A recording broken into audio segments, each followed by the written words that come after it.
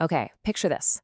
You wake up, you grab your morning paper, and you see a headline saying somebody sold the Eiffel Tower. And I'm not talking about renting it out for a fancy private event or, buying up all the tickets for the day. I mean, they literally sold the actual physical monument itself. It sounds absolutely impossible, right? After all, how can anyone sell one of the world's most famous landmarks, a structure recognized globally, sitting right in the dead center of Paris? Yet, as we're going to see in today's explainer, one guy actually pulled off this completely unbelievable scam. Seriously, just think about that for a second. How on earth do you sell the Eiffel Tower? It's a colossal iron structure owned by the French government. You can't exactly just stick a for sale sign on the front lawn. To even attempt something like this requires an unimaginable level of deception, insane planning, and a really deep understanding of human psychology. You have to convince people that the absolute impossible is not only possible, but hey, it's highly profitable. But wait, here is the absolute wildest part of this entire story. He didn't just pull off this massive scam one time and disappear into the shadows. Nope, he did it not once, but twice. One man managed to orchestrate this exact same monumental heist on two entirely separate occasions. Section 1. The Master of Deception. Meet Victor Lustig. Okay, let's dive into this. To understand how Victor Lustig, a guy historians basically consider one of the greatest, most audacious con artists who ever lived, actually operated, we have to look at his core philosophy. Born in 1890 in what's now the Czech Republic, Victor realized something incredibly important from a very young age. He realized that people don't always believe the truth. What they actually believe is confidence.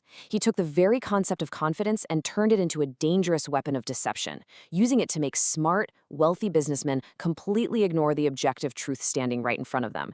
Instead of taking his obvious talents and going legit, he leaned entirely into the art of the con. And this brilliantly illustrates how he operated. He wasn't your average street thug. He was an elite professional. I mean, look at his arsenal. He spoke several languages fluently so he could blend in anywhere. He dressed impeccably, always appearing as a refined gentleman of extreme wealth. He was intensely charming, relentlessly polite, and incredibly persuasive. And these weren't just personality traits, they were finely tuned tools. These specific qualities completely disarmed his victims because they instantly signaled status and authority. They trusted him implicitly. Section 2. Setting the Trap. Paris, 1925. So the year 1925 created an absolute perfect storm. The Eiffel Tower was rusting out, repairs were ridiculously expensive, and real newspapers were genuinely suggesting the French government might just dismantle the tower entirely to save money. The public rumor mill was already doing half of Lustig's work for him. The idea that the Eiffel Tower could be torn down was already planted in the public's mind. It was the ultimate opening, and Victor Lustig was totally ready to strike. Section 3. The Sting and Getaway. Executing the Heist. Now, what's really interesting about this slide is his calculated step-by-step playbook. Let's break it down. Step 1. He forged flawless, official-looking government documents. Step 2. He invited several super-wealthy scrap metal dealers to a highly secretive meeting at the prestigious Hôtel de Crillon in Paris. Step 3. He poses as a senior government official, confidentially whispering that the Eiffel Tower was secretly going to be demolished and sold for scrap metal, and he's demanding private bids. The lavish setting, his demeanor, the documents, it all looked completely official.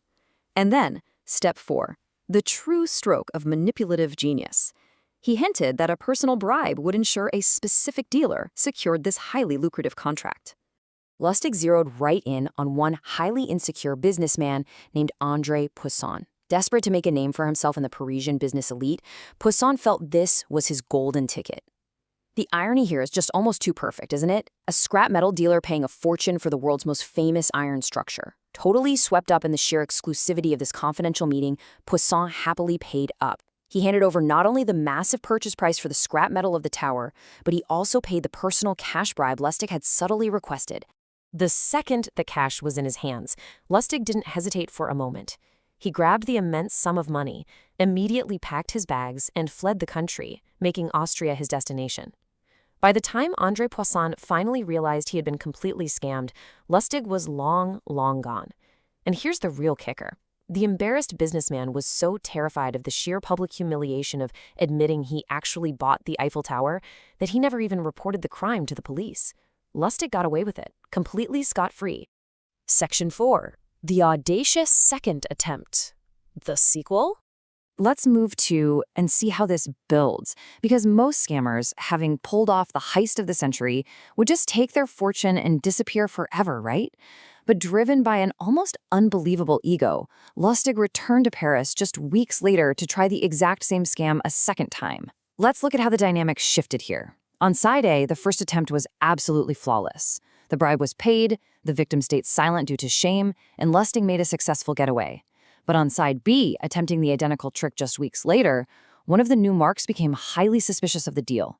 Instead of keeping quiet, this businessman actually contacted the police, which forced Lustig to flee completely empty-handed.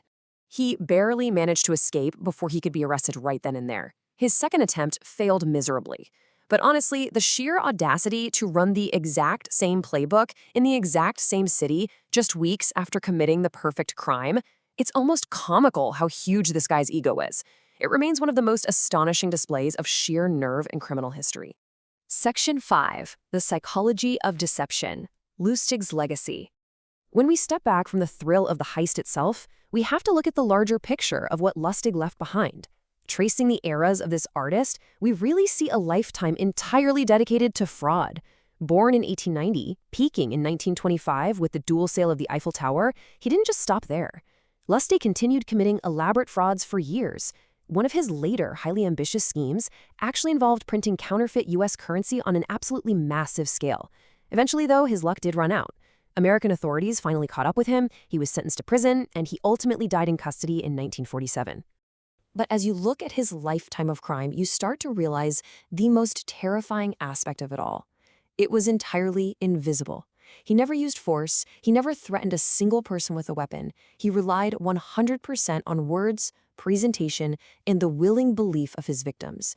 He simply convinced people to believe the impossible without ever lifting a finger in violence. That is the true dark genius of psychological manipulation. So the crucial point is, we can look at the forged documents and the fancy tailored suits and think, well, that's what makes a scam work. But common sense tells us nobody can sell the Eiffel Tower. So why did it work? Because confidence, timing, and human psychology are overwhelmingly powerful. The biggest scams in history don't actually rely on fake paperwork. They rely on human greed. They rely on us desperately wanting to believe that we're getting a uniquely good deal. Lustig knew that if the deal was just tempting enough, the victim's own mind would literally do the rest of the work, completely silencing their logic and common sense. And that leaves us with a rather chilling thought about our own vulnerabilities, doesn't it? It makes you wonder, what impossible thing would you accept if the framing was just right? What deal are you wanting to believe?